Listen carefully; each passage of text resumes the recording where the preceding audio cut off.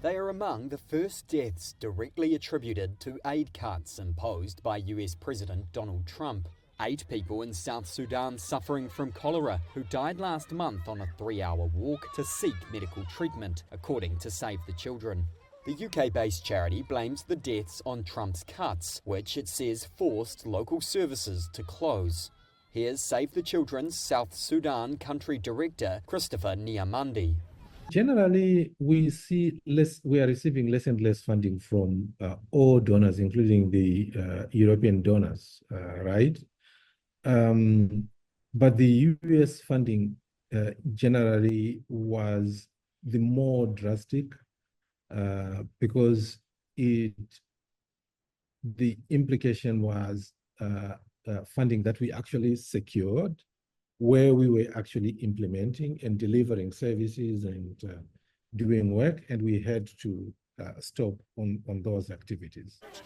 He added that there should be, quote, global moral outrage that the decisions made by powerful people in other countries have led to child deaths in just a matter of weeks.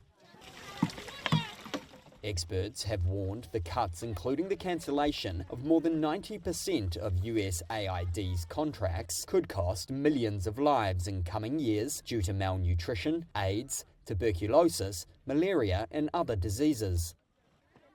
The US State Department said it did not have information about the reported deaths. A spokesperson said many US government programs remained active, but support for medical services had also been used to enrich the country's leaders.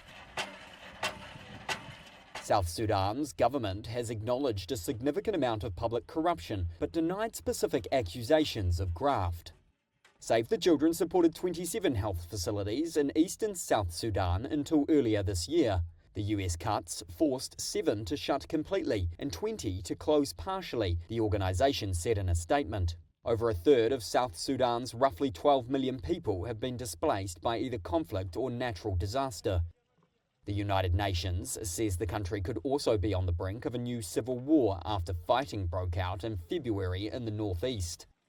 A cholera outbreak declared last October has caused hundreds of deaths, the World Health Organization has said.